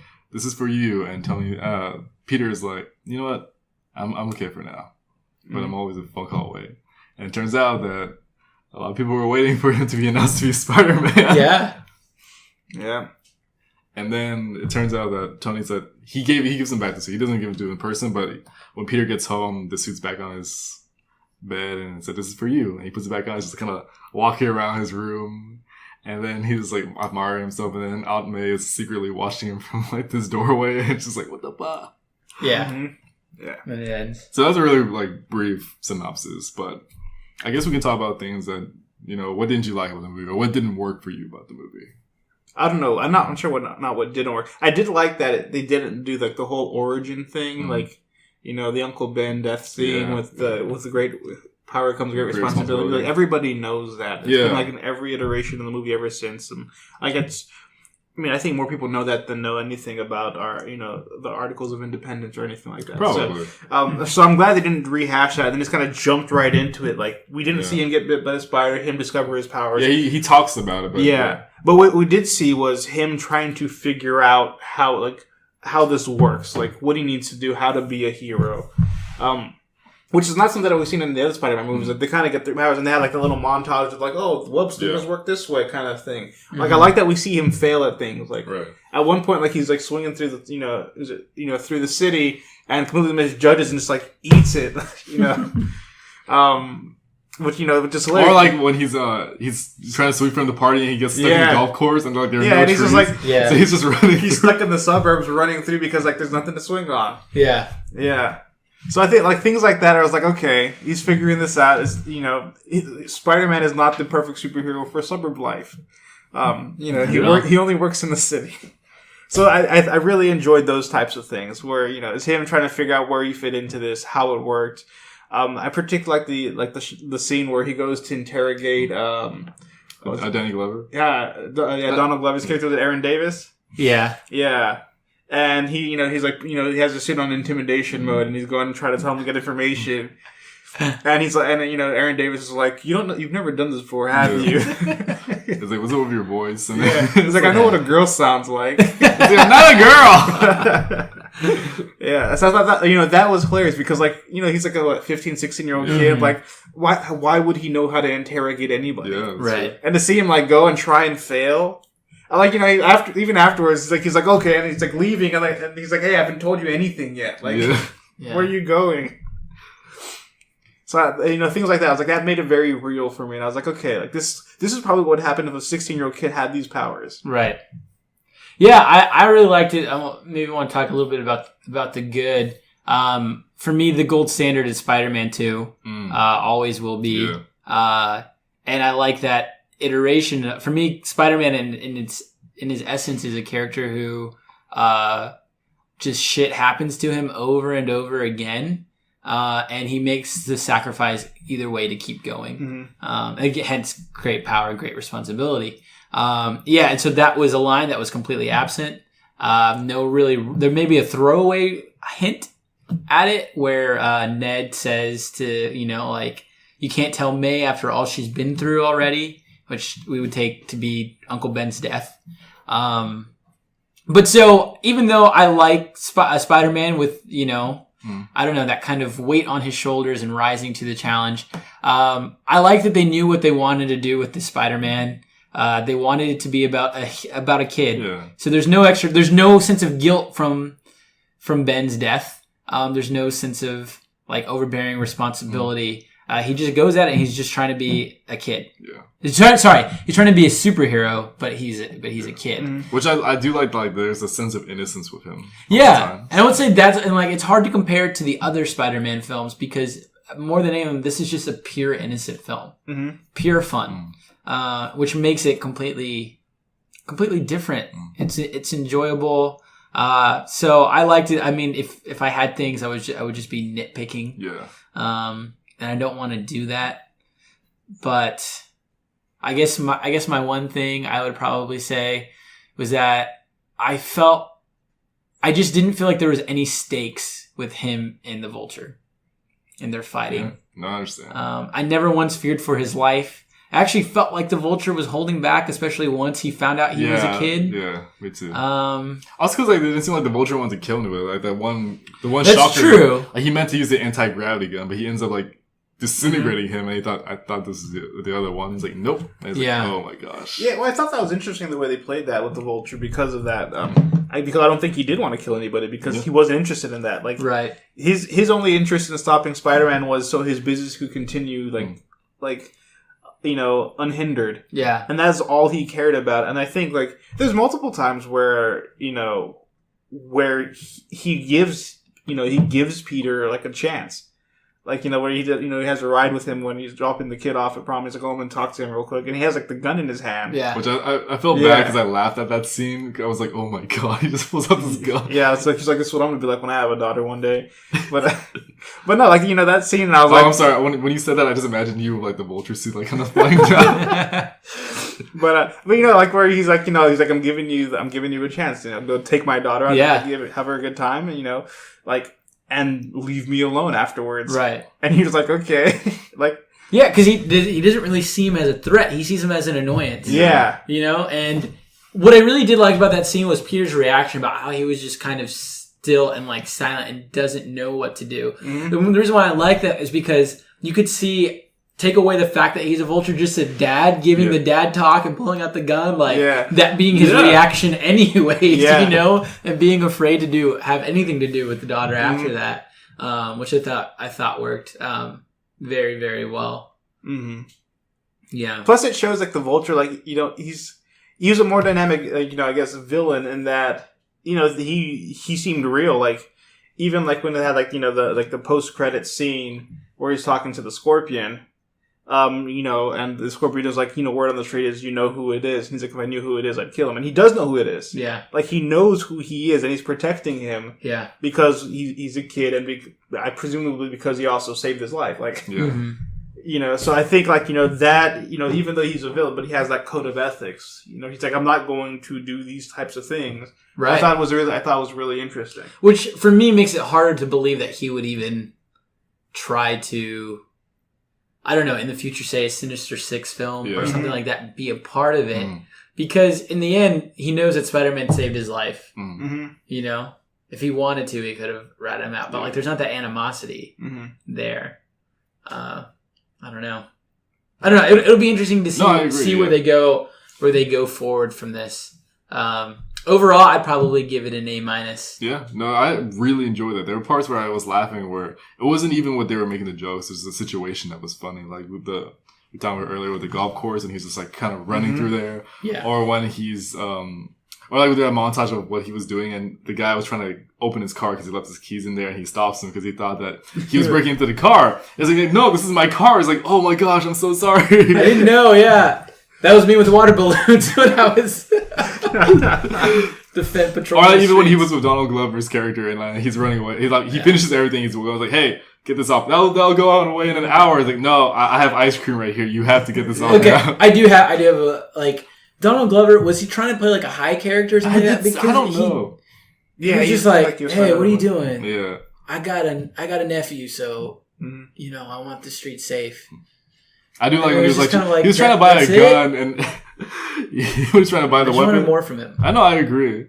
Yeah, I think they're just they just gave him that cameo because of like the he was the voice of Miles Morales. Well, no, yeah, and the whole like Donald for Spider-Man campaign like of 2007 or whenever it was. Yeah, like they need to put him in the film. Like how else can you do it? Like just make him the Prowler. Oh yeah, I mean, I guess he'll be. It was just kind of his acting in that scene. Yeah. It was just kind of like, or his choice. All right, what did you think of the MJ reveal? So that was going to be like my one thing I had against this movie was the MJ thing. If they had just made her MJ like Mary Jane, I'd be fine with that. If they had just made her Michelle, I'd be fine with that. Mm-hmm. But I think when they casted her and everybody was like kind of talking amongst themselves like, what's this going to be? I think they just kind of they just thought, oh, we could just do it together. Yeah, it's just like a weird mislead. Yeah, because I feel like it was like more from the reactions of the fans, and they thought like they really didn't think about doing it together. They just had like one of either or, and then they decided to do both. And I'm just like, what was the comparison you had when we were talking about it? About the reveal, where you felt? Oh yeah, it was like from The Dark Knight Rises. Oh right, the Robin. Yeah, when what was Joseph Gordon-Levitt's character? His name was. Oof. I can't remember. I don't remember either, but yeah. But his middle name ended up being Robin. Yeah, and then it's like, oh, Robin, it's a nice name. You should keep it. And I was like, yeah. And then I thought, really? Yeah. Like, it was like Yeah. cool when I first watched it, but when I rewatched it again, I'm like, it just doesn't fit as well. It was just the lying of it all, and just like Yeah. because and the or Kevin Feige has said the idea is, well, we didn't lie when we said she wasn't Mary Jane Watson, but she's still MJ. So the idea is like you can imagine that they'll go forward Mm-hmm. with that, but like there's no MJ characteristic really, Yeah. which is why they keep the name different. Yeah. Because her character, I loved her character. It just, I just don't know where it fits with MJ. Based on like all the promotion of the movie, I thought she was going to be more prominent in this Yeah. film. I mean, I guess she will be in the next ones, but yeah, I thought she was going to be slightly more prominent Me than she too, was. Yeah. And notice it never said Liz Allen. Yeah. It was Liz Toombs, I guess. Mm-hmm. Yeah. So out of the three, who's your Spider-Man?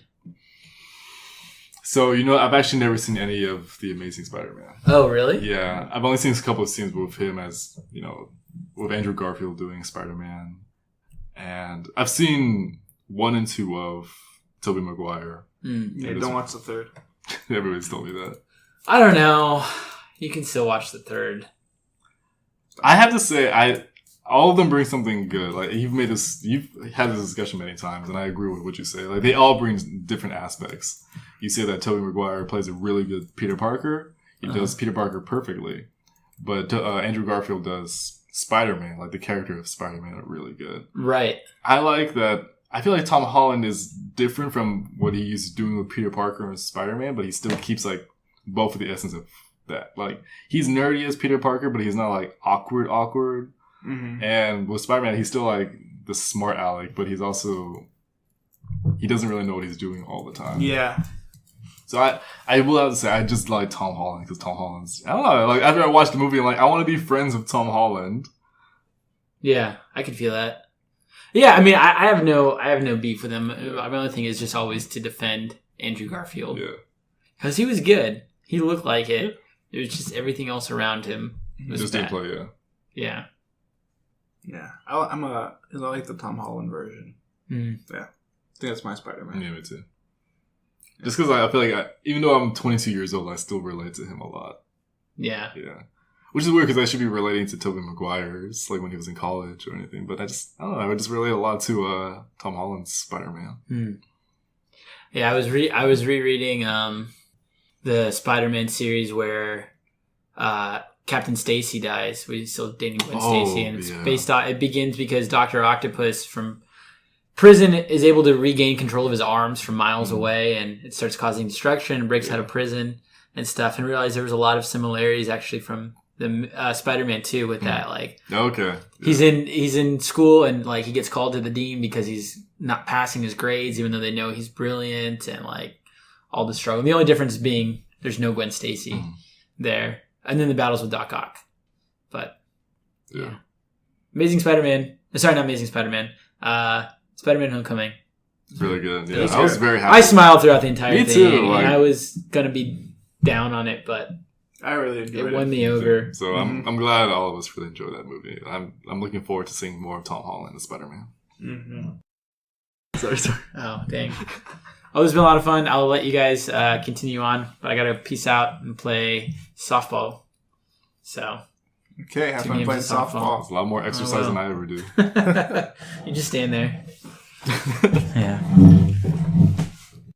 So unfortunately, since Austin had to leave, he'll miss out on our hot takes section, but that's okay because Darnell, he watches and listens to a lot of things. So hot takes is basically whatever we see throughout the week or in the past couple of days or weeks or months that's really caught our attention that we want to talk about. Okay, cool.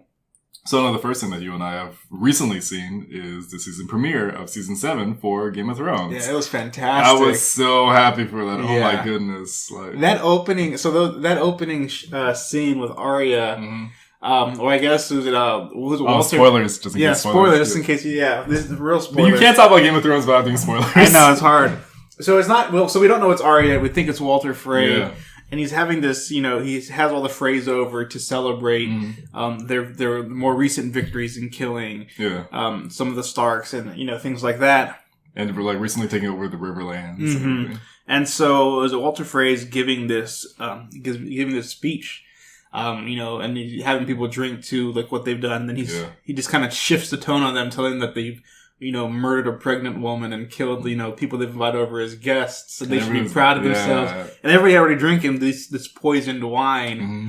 And as everybody's like collapses, Walter Frey takes off his face and it's Arya Stark with her, face changing ability she learned over on all the way in Braavos. In Braavos. And she goes to one of Walter Frey's daughters and she says, "When people I think that's his wife. The little girl? Yeah, like that's his wife. It's creepy because like remember like originally his wife died when Captain Stark cut her throat, and he just said, "I can find another one. It's cool." Oh, maybe that's really creepy. That's the case. I hope it's not. But anyway, that girl there. And she's like, when people ask what happened, tell them the North remembers that winter came for House Frey. So chilling. But then she's like, just walks through the banquet hall out of there. With like a small smile on her face. And I was like, oh my goodness, Arya Stark is a BA. Yeah. She was fantastic. That whole scene was like, I think that was the best scene in that first episode. Mm-hmm. It was fantastic. Yeah. It was chilling. It was everything you expect from the show. Mm-hmm. It was great. So good. And then... what else happened on there? I mean, there was a thing with Cersei and Jaime, and then Euron Greyjoy came over, and that was interesting. And I like that they're tying how all the nations of Westeros is coming together. Yeah. So I thought that was really interesting. Euron Greyjoy he's weird. Yeah, I guess I don't like him because like I know the context. Like I feel bad for Theon, aka Reek. And I was like, and his sister is a BA that, just led the Iron Islands for so long. Mm-hmm. And then Euron shows up and he's like, hey guys, I killed Dad I guess I killed my brother and, I'm taking over now. I wish I felt bad. But I felt bad for Yada. But, I mean, it gives him a reason why they have to go see Daenerys. Mm-hmm. And then in the first part of the episode when Bran he's warging into what's going on with the Night Walkers. I thought that was really cool. Yeah, so we see everything that's happening. Yeah, they're coming for the wall, and it's crazy. At least see how many is coming. Yeah, it's really bad. So winter's coming. It's coming hard. Yeah, and then I liked when like Bran was talking to them and to Jon Snow's friend, was his name like Ed or something? Mm-hmm. Like that? He's the new Lord Commander of the Night's Watch, and he's like. Telling him this is Bran Stark, and it's like, how I must prove it, and he's like telling him all these things. Yeah, and you can see in Ed's face like, oh crap, this is a Stark. It's like, why was I stuck with this? Yep. But then we jumped over to Winterfell. Yeah, and we have Jon Snow meeting with the peoples of the North, trying to figure out and he's essentially creating a draft, and he's like everybody over the age of 10. Yeah. And they're like, okay. And they're like, women too. And like, like one of the lords like, you expect for me to put a spear into my daughter's hand. And like, I know it's like Mormont, she gets up. Yeah. And then she says, like, I'm a girl, I'm a child. I am just as much a northerner as you are. And the guy's like, yeah, you are. And I was like, I'm not going to wait for any man to stop me from protecting these people. She continues to lay down the savage lines. She does. She's fantastic. And I love her so much. Yeah, that's the kind of girl you need to find. I don't know. You know my history with girls. I feel like it's going to cause more trouble down the road. That's what you need. You need a Lyanna Stark. I need a Lyanna. Or Lyanna Mormont. Okay. But surprisingly, I feel bad about saying this because a lot happens during the sections in Winterfell. But for me, that was like the dull moments. Dull moments? Yeah. I don't know. I think the important thing to gather from that one is Sansa. Yeah. And she is having issues with Jon. Yeah, because she doesn't agree with his mentality because she thinks his approach is a little soft. Mm-hmm. And her, who's enthralled by Cersei and the power she wields because she's a woman. Mm.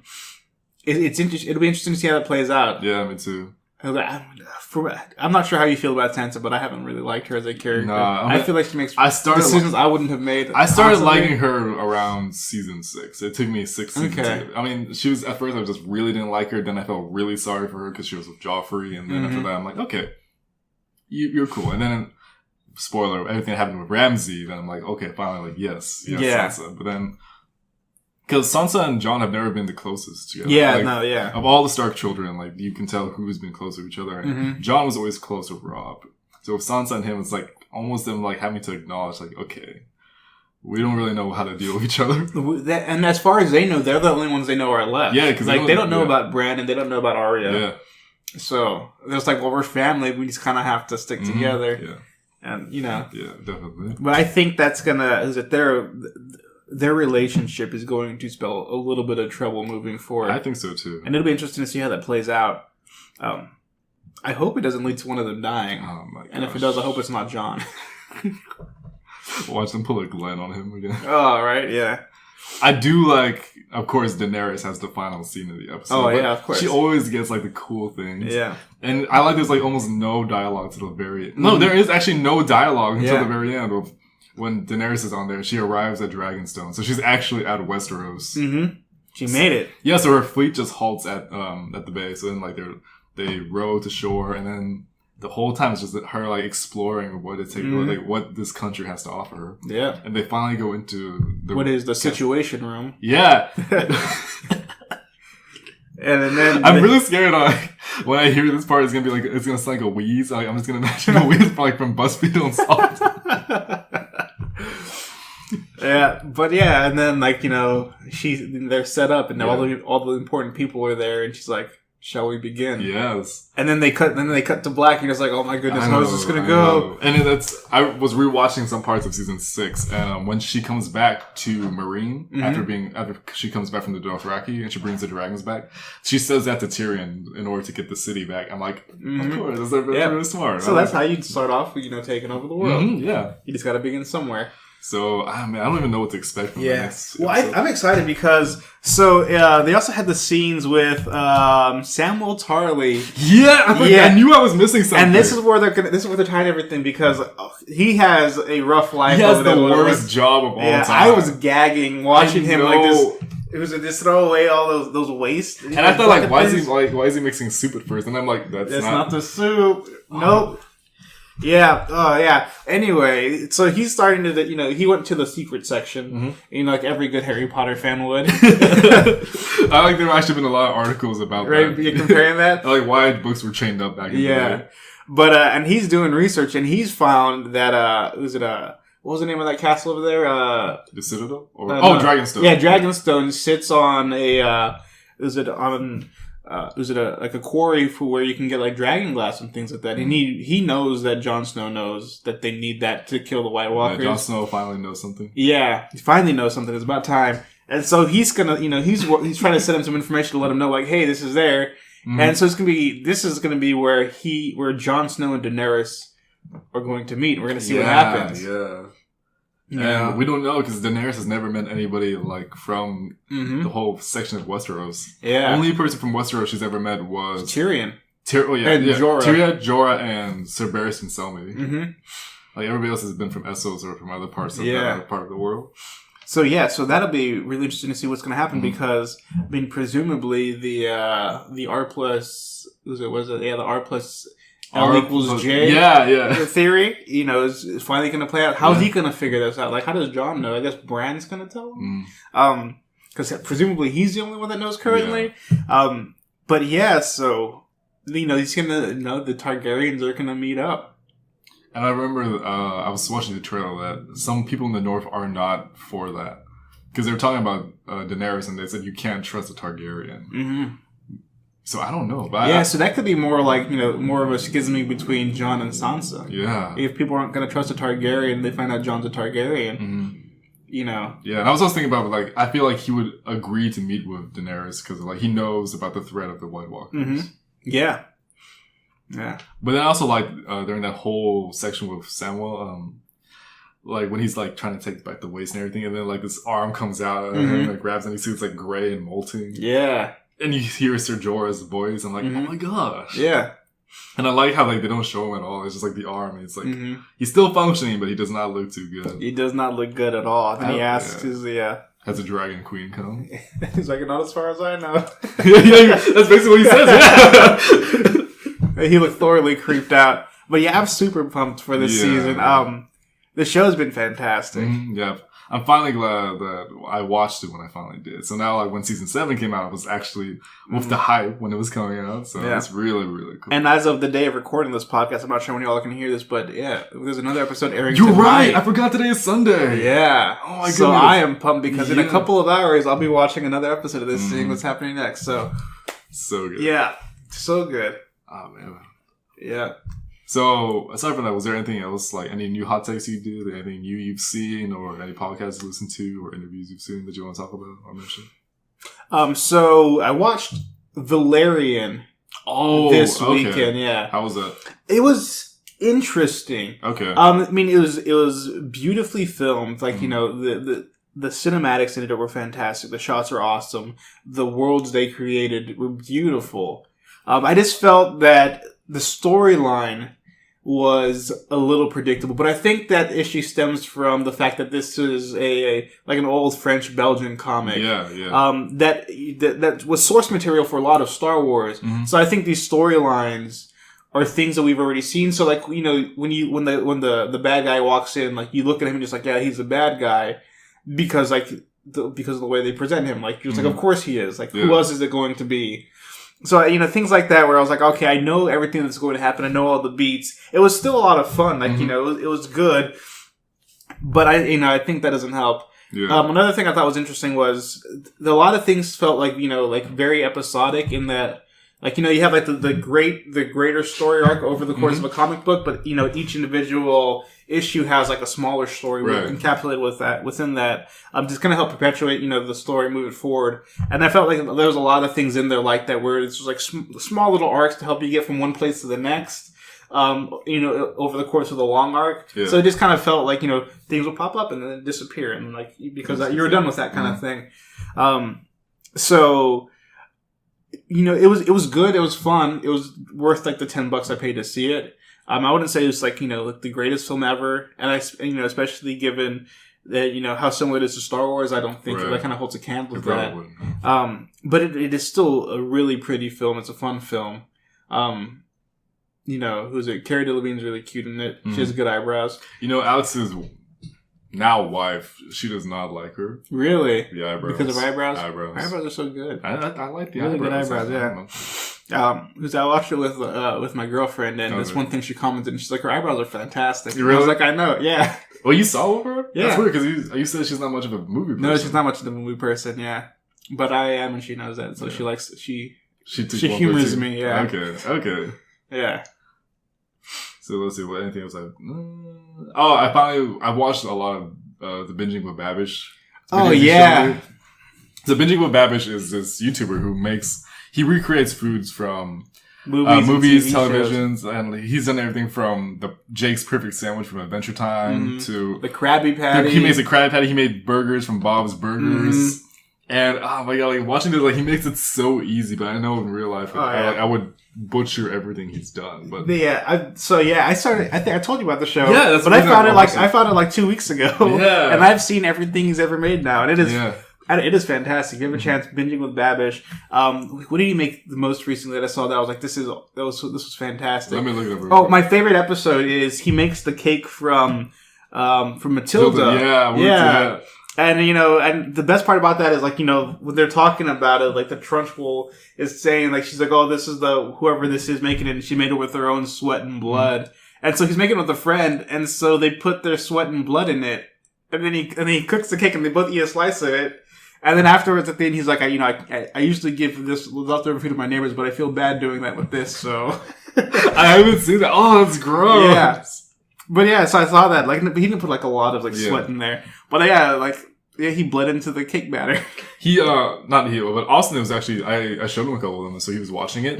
And he said he saw the one where, he made the dessert spaghetti from Elf. Yeah. And he said, like, this is, like, the worst thing. Like, I mean, Babish said he said, this is the worst thing I've ever made in my life. He said it was just disgusting. I bet, yeah. I haven't seen that, but, like, oh my gosh, it looks super gross. Yeah. It is a fantastic show. I'm really glad I stumbled upon it. I think my favorite one was when he was making the ribs from House of Cards. And just watching that whole process, I was like, oh my gosh. Yeah, it looks so good. Like, a lot of things he's made, like, I really like. He's made a bunch of things from Seinfeld, too. He made Kevin's chili from The Office. And I love that he's so extra. He brought an entire row of carpet for this video, and he just dumps the chili onto there and eats it off the carpet. Oh my goodness. Yeah, it is such a. My favorite is I really like his take on the Krabby Patty. Mm-hmm.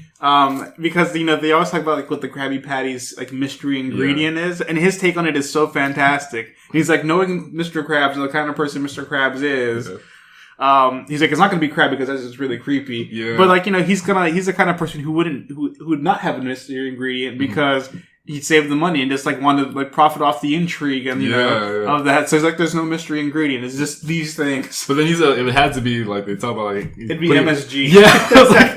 I was like, yeah, probably. I was like, yeah, MSG sounds like that's the mystery ingredient for everything. It's so good. I remember sometimes because I work at a restaurant and they asked me like, does this have MSG? And I'm like, yeah. And they're like, can you do it without? I'm like, no. We can't. No, I was like, you literally can't do that. Like, you're gonna mess up everything in this restaurant if you try. Mm-hmm. Yeah, that's a great show. Yeah, I'm glad you brought that up. I'm really. It's a great happy. series on YouTube. I've really missed watching things on YouTube because after a while, because I've always tried to get things on Netflix, but there's just I don't have the time because YouTube is really quick and spontaneous. Depending on who you watch, but with Binging with Babish, I'm really happy. So I might go back and watch some of the YouTubers I haven't watched for a while. Like Niga Higa's, like I haven't seen any of his for like a year now. I haven't seen anything from him recently, other than like K-pop song he put out recently. Because he makes videos on a regular basis. I just haven't had to like. I haven't gotten around to watching any of his stuff, so and I miss that. I miss some of the early days of YouTube when like you can always like there was a handful of people and you could watch them. Now it's like so many people. There's so many people on YouTube now. It's hard finding good content. You know what I ended up doing last night actually? I ended up watching the Jake Paul video that one time that you showed me. Oh, his rap song. Yeah, it's Everyday Bro without the comma. It's so bad. So Everyday Bro is kind of like I try to find something maybe like if I give it a second. There's no redeeming quality. There really isn't. It's shot well. I'll give him that. Yeah, and like the song is horrible. It's so bad. And I remember I was reading an article on NPR, and he came on NPR and his neighbors were complaining about him, and I was just. Oh my gosh. Yeah. There's no redeeming quality to that song. I ended up just to redeem, quote unquote, was I watched that spoof video that you showed me. And how the guy says, every day I eat a ham sandwich. Yeah, because that was Cody Co. I don't know why I lose it every time about the ham sandwich part. Maybe I was just thinking about how much ham you would have to buy per week to eat a ham sandwich every day? Yeah, I'm like, I would get tired of ham. That's why I can't eat bologna anymore. I had a ham sandwich on Friday. Oh, really? Yeah. No, I can't eat actually, when was the last time I had a ham sandwich? It's been a while. Really? Yeah. I hadn't had one in a long time. It was in my fridge, and I was like, yeah, let's eat this. Yeah.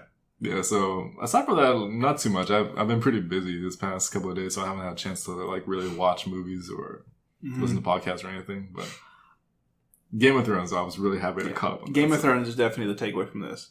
Definitely. If you have an hour and something to kill, Game of Thrones. Actually, let's go back to Game of Thrones because we talked about this off the air, but I'm going to talk about this now. The whole Ed Sheeran thing.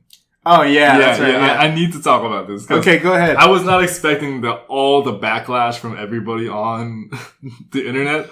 And so then I asked you, and like, yeah, no, it was stupid. I'm like, why was it stupid? Why did Ed Sheeran get a freaking cameo? I'm sure he just knew like people, and they're like, "Hey, can I just get in there?" Yeah, and that's like the worst way to get on the show. Yeah, okay. I mean, I don't know. Maybe if Arya kills him kills him tonight, I'll be happy. But yeah, that cameo didn't do it for me. And I was like, "Cool, he sings. Yeah, he's a British and he's super famous." Yeah, still. It seems a little suspect that he was there. Like he called in like a favor or something like that, and that just rubs me the wrong way. Yeah, I can see that. Because I thought people were gonna do it when Ian McShane was on it, but I mean they were fine with it. No, but he's like a legit actor. That is true. Yeah, so he's like, oh, you see an actor on the show, he's like, oh, he's not making a weird cameo, like he's acting. Yeah, but Ed Sheeran's not an actor. That's true. So you're just like, what are you doing? He only had like 3 lines though. Yeah, and he didn't deliver them all that well. What are you talking about? It was like really simple lines. Okay. Yeah. So that was the end of hot takes. I really hope by next week I catch up on some stuff. Probably not, because my work training is going to start pretty soon, so I'm going to be pretty swamped. So we finished up with hot takes, and now we're going to do our last segment, which Alex always has to end an episode with this. It's called the Kevin segment, or ABC fanfic fights of the ABCs. No, I just call it fanfic fights. I just made that last part up. I just didn't want to sound unsophisticated. It's called Kevin's segment because in the mornings, Alex, myself, and my friend Kevin would always like be in Cricker in the morning, and then we'd just be like, who would win a fight? This person or this person? And this person or this person? So when Alex made the show, he always like pitched them together. It's kind of like, you know, the Versus series that you always see on there. Mm-hmm. They have like a fictional character that fights another one. Okay, so yeah. when they do like Deathstroke and Deadpool, who would win between the two of those? Mm-hmm. So Alex, he let me choose, but I've been so busy I didn't really think about one. So I'll think about one right now. Okay. In the competition of who is the more crotchety old man character. More crotchety old man, okay? Okay. So we have Abraham Simpson, or Granddad from The Simpsons, Mm-hmm. versus, help me out here, give me a character. We can do like Granddad from the Boondocks, we can do Professor Farnsworth from Futurama, Mr. Burns. Those first three are all really good. Yeah. Let's do Granddad from the Boondocks. We've never had a Boondocks. Okay, so yeah, and you get to choose which one. You can do, they're both Granddad. Yeah. You can choose the one from The Simpsons or the one from the Boondocks. I'll do the Boondocks. The Boondocks? Yeah. Okay, so you can go first. You can just like lay the ground, like why he would do this, all his like advantages and everything, and why he beats out Abraham Simpson for being the crotchety old man. Because he beat an old blind man with a stick to death. That's why. All I can think of is Riley. Jeez, Granddad, he done got to kill him. Who does that? Who does that? And he just complains about everything. The way I imagine my dad's going to, like, in 10 years. I feel bad about laughing because you remember that picture I showed you of Gustavo Fring from Breaking Bad? He looks just like him. And I can kind of see that one. Oh, God. Yeah. If I ever meet your dad, no, I'm not going to say anything more. My dad was, so he turned like 55 last year, and he was so pumped because, one, he can get his AARP card. Yeah. And two, he's like, I'm 55. I'm an old man now. I can say whatever I want. People can't get mad because I'm old. And I was like, I don't know if it works that way, Dad. And he's like, nope, that's what happens. And I was like, so he's already primed for this. He's excited about this. So what else would Granddad do that wins him the title of the world's crotchetiest old man? Because he said he complains a lot. Yeah. He beat him vodka. I can say that well. Yeah. Yeah, and it's just the way he treats Huey and Riley. It's, I don't know, just like that snark and like that, yeah, you know, get over yourselves, kids kind of mentality. Mm-hmm. Like it's just very old man, and I love that. That was a good one. Like Granddad is probably like behind Uncle Ruck as my favorite character on the Boondocks. Oh yeah, they're both fantastic. Yeah, especially when they play checkers or chess in the park, and they always like start spitting at each other about stuff. Not literally. What? Uncle Ruck is a spitting. Yeah. He not always, purposefully. He just spits because he talks so much. Yeah. Okay, so Abe Simpson, I feel like would win the title of this because one, he's on board either borderline or he is senile. Like he'll start talking to people and he'll mistake them for anything else. He doesn't remember where he is. One time for Christmas, like that, they bought him like 5 minutes more of oxygen. That's so messed up. And he asked like, "Oh, can I go outside and play with this in the snow?" He's so wrinkly that they said that if you smush Homer's face together, it would look just like him. So they did that, and it did. And then they said, yes, and it happens when you do it with the dog's butt. So they did it, and it became like his face. He lives in a retirement home filled with a bunch of other old people. He screams at the TV. He always recounts about things from World War II or about his like life before the war. A lot of it's probably inaccurate or like you just can't piece them together. He has false teeth. It's like every like archetype of old man. I feel like every one of them that they've ever had, they put into him. And then like he just goes for it even more. Like I don't know, it was either a Christmas special or a holiday Trails of Horror. But he had a vendetta to kill Santa. So he had like booby traps around the fireplace. It's like the ultimate old man thing. Yeah, and then apparently during World War II when he was in the Pacific, he was he was partnered up with Mr. Burns because he was a fighter pilot, and his brother Cyrus was with him. So when the Japanese attacked, they had a really funny line. Like, this is during the flashback, and then his brother says, kamikazes at 12 o'clock. And then his granddad's like, well, I don't usually drink before lunch. But and so the Japanese are attacking them, and then his brother gets shot down. So he tries to save his brother, but Mr. Burns is just like talking on the phone in the back. Mm-hmm. So they get shot down. They land on an island, and they begin to they just live on there. So it's kind of like Castaway. And then they see something. It was during Christmas time. They exchange gifts, and then something flies over the island, and then Mr. Burns shoots it down with a machine gun. And it's Santa on Santa's sleigh. So they spend they try to rebuild everything, and as they're flying away, Mr. Burns knocks out Santa to steal it. And then Abe stops him. He gives it back to Santa. Santa said, I'll come back for you. Santa never came back. Oh, that's his vendetta. And then so when they hear something, Granddad gets a candy cane, he hits it against the table to make it he makes a shiv. And then he's gonna go, and then he meets Cyrus, and then Santa's there and everything's better. But what kind of other person would ever, who can do that? That's a good point. They came this close to, killing Santa Claus.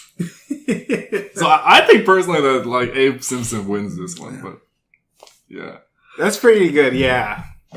But I don't know, there are some things that Granddad is have you seen the way that he wields that belt? Mm-hmm. He does, yeah, with authority. And it's straight out like an anime, because the creator of that show loves anime. So a lot of the martial arts on there, you'll see the frame, the belts wishing around like a snake, mm-hmm. and it just wraps around somebody. In real life, you cannot do that with a belt. Yeah. I did like the episode in the Boondocks where Granddad pretends to be blind so he can have Exhibit pimp his ride. What? Yeah, I didn't know that. Yes. Yeah, Exhibit comes and they pimp his ride, and they find out he's not actually... they take everything back. That's so bad. Yeah. It's fantastic. I feel like a lot of people on that show is kind of It's Always Sunny in Philadelphia. mm-hmm. They just are terrible people, mm-hmm. but you just root for them because of their protagonists. Yes. Yeah. No, that was a good case. I like the case that you made for Granddad. That was pretty funny. So, but that brings everything to a close. This is probably going to be the shortest episode of this podcast, which is kind of my underlying goal that I wanted to do, just to kind of... I always tease Alex that our podcasts are way, way too long. And yeah, trust me. So Alex always likes to finish everything off with information to get us to. So best way to get into touch with Alex or to leave comments about the podcast or reviews, you can follow him on Twitter at AtariAlex. You can find my bio there too. You can find links to the podcast there too as well. You can follow them on YouTube, iTunes. I feel like that's the only ones he does now. He might do any other ones, but I don't edit and I don't put them on there, so I really don't know. I don't know. I really doubt Darnell wants you to follow him. Well, actually, maybe he wants you to follow him on Instagram because he loves those Instagram likes. Yeah. What's your Instagram name? Is it Darnell_Lorenzo? Mm-hmm. Yeah. They're all I shoot a lot of Instax stuff and Polaroid and things like that. So that's all it is. So if you're into that kind of stuff, it's cool. If not, still like it. Yeah. He has a YouTube page too. I haven't posted anything on there in forever. Yeah, but it exists. He has a YouTube page. Yeah. I guess it's there. Yeah, so if you guys want to check out some content he's made a long time ago, yeah, you can check it out. Long ago, he's got some pretty cool stuff on there. I've checked it out before. It's pretty cool. And if you want to send an email to this podcast, you can send it to abcpodcast92@gmail.com.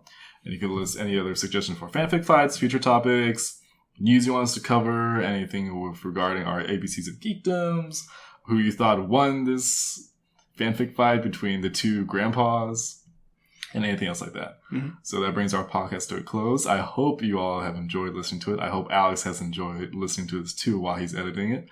And we'll see you all next week. Yep. Thanks for having me. Thanks for coming. Bye, guys.